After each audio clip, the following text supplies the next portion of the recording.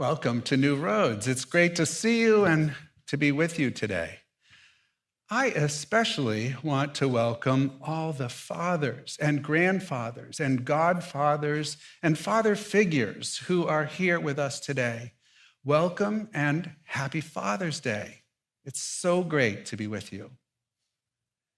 Today, we're in the fifth and final week of a message series we've been calling All Out. In this series, we've been looking at how we are called to be a church that goes out, a church that's oriented not inward toward ourselves, but outward toward the world and the people around us. For the last 10 years, this is the kind of church we have been striving to become, a church that reaches out to the people around us through a modern approach that makes church relevant, engaging, and accessible. Along the way, we've found that as we've worked and struggled to make church matter to people out there, church has come to matter a lot more to all of us in here. Going all out is about serving and loving people and making the world a better place out there in our everyday lives and in the wider community.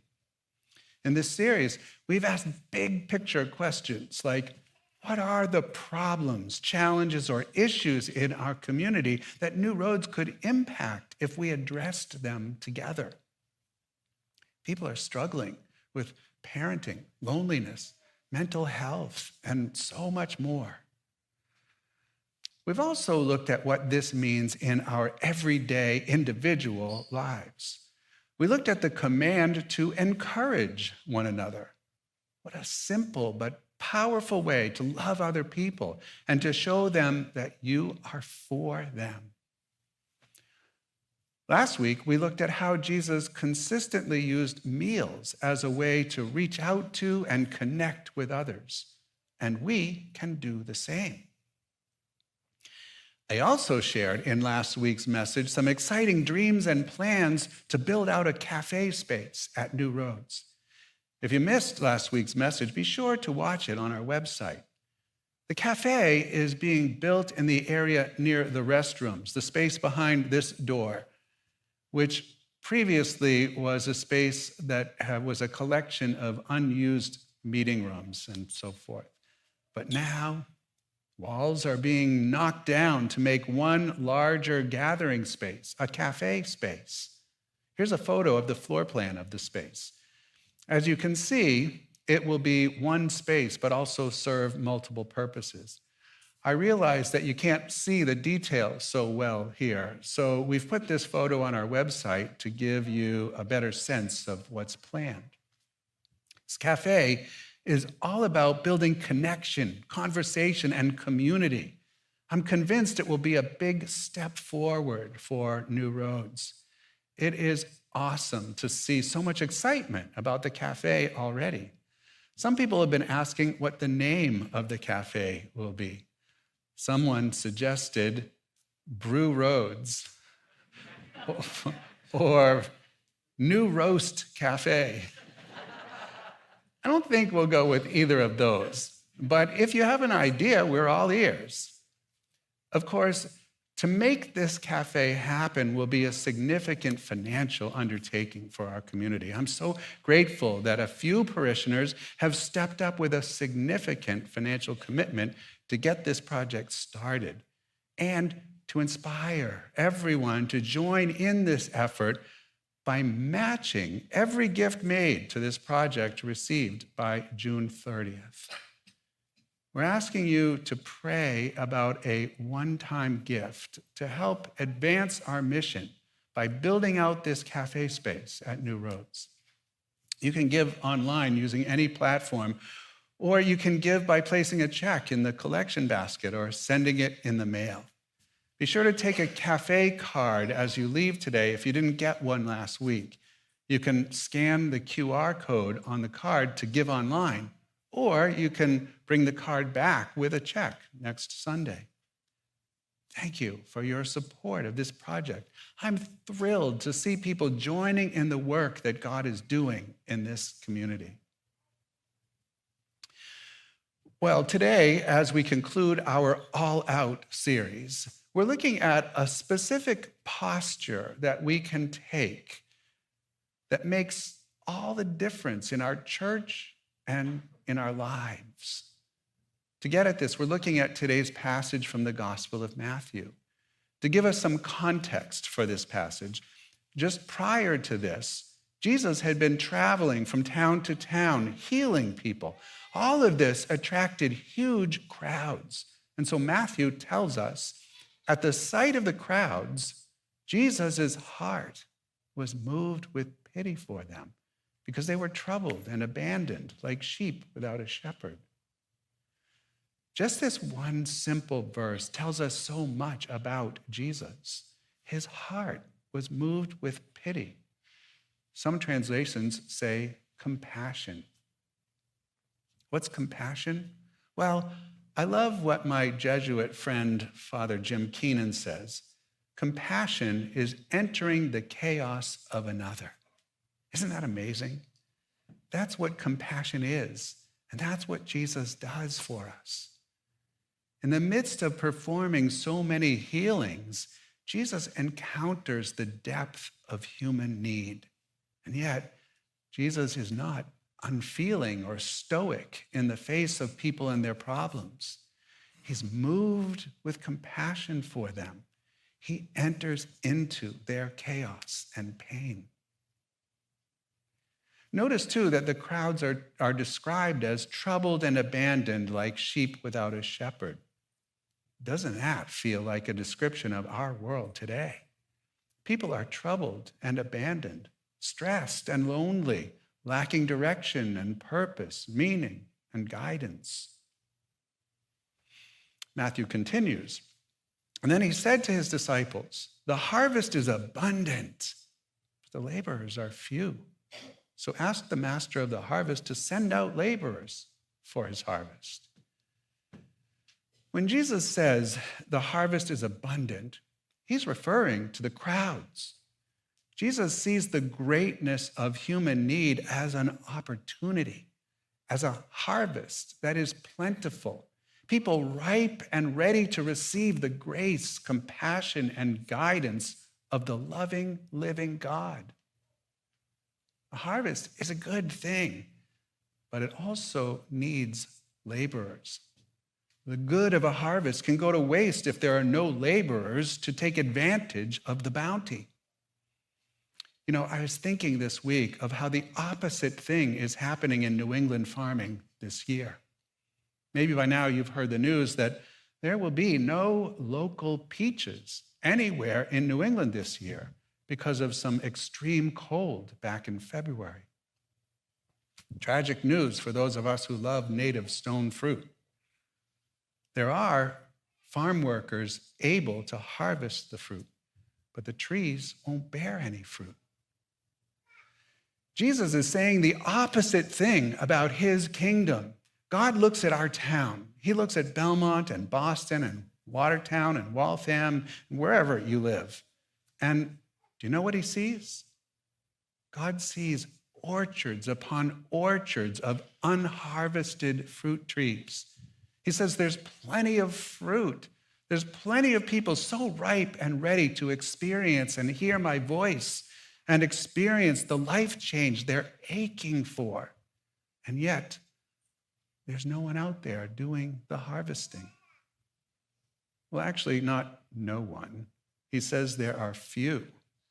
And as the story goes on, turns out that when Jesus says the harvest is abundant, but the laborers are few, what he's really saying to us is the harvest is abundant and the laborers are you. Maybe this is why he immediately after this calls the first 12 apostles by name, clarifying exactly who they are. It's not so that we'd get our history books straight. It's not because these 12 people were so unique and so specially qualified. And it's certainly not because these were the only 12 people called to participate in Jesus' mission. It's so that we would see that each one of us is called by name, called specifically to be a part of building up God's kingdom. And then Jesus tells them what to do. As you go, make this proclamation: the kingdom of heaven is at hand. Cure the sick, raise the dead, cleanse lepers, drive out demons. Jesus says, go out and actually help people, heal people, encourage people, serve people, love people. He doesn't say, go out and get them to come to church or make them more religious. Listen, I'm all about coming to church, and I'm a priest, so I'm pretty committed to the whole religion thing. But it's not a starting point for people. The starting point is seeing and serving the needs of the people around us, realizing that every single one of us who responds to Jesus' call can make a huge difference. And then today's gospel ends with this amazing line: without cost you have received, without cost you are to give. Or another translation says, freely you have received, freely give.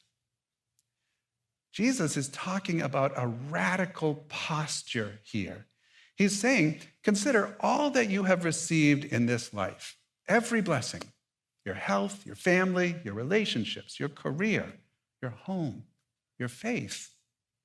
All of it has been freely given to you by God. It's from this place, this recognition that everything that we have has been given to us by God.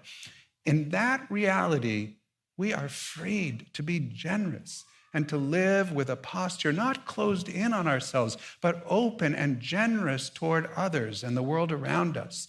Freely you have received, freely give. The truth is, our natural human posture is to live with arms crossed. Our natural human posture is to spectate, it's to critique, it's to stand at a distance. It's to avoid entering into the chaos of another. It's to say, that's not my problem. But Jesus shows us that living with open hands not turned inward on ourselves, but all out toward God and others, is a far superior way to live. So what does that look like for you? Well, as we conclude this series, I challenge you to decide on your own next step based on how God has been moving in your heart during this series. Maybe you've been noticing some of the problems, challenges, or issues in our community that New Roads could impact if we addressed them together. If God is speaking to you or moving your heart about a particular issue you notice, share it with us. Maybe you've been on the edge of wanting to step up to serve in our church, but you keep talking yourself out of it. Take a step. Open your posture and just say, hey, can I learn more? Can I help in some way? Maybe you're feeling inspired about how God might use our new cafe space to impact our wider community. Don't just watch other people make it happen. Step up, open up, give as an act of faith, as a response of gratitude for what you have freely received. When we started this New Roads journey about 10 years ago, I think I was mostly excited about the idea of rebuilding and building up the church. But now, I would say I'm not so interested in just building up the church. I want us to build up a church that builds up the world.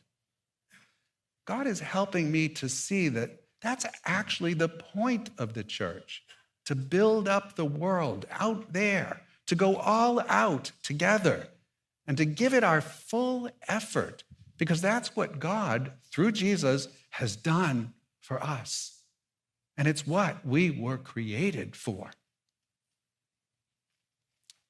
So as we close today, I want to invite you to do this simple posture prayer with me. It might feel uncomfortable at first, but don't worry. It's a dark room. No one will see you.